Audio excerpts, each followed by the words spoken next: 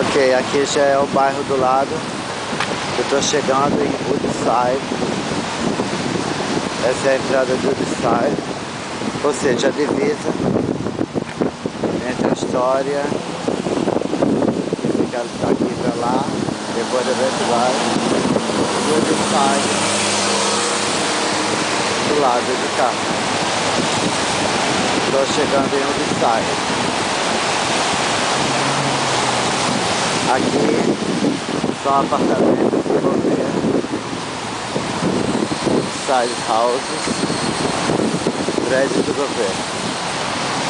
Moram pessoas de baixa renda, eles estão arrumando, deixa eu correr, senão o carro passa por cima de mim. Deixa eu correr.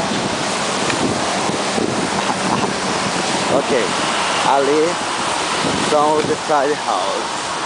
Aí são vários projetos, chamam projeto, apartamentos enormes, aliás, um condomínio enorme.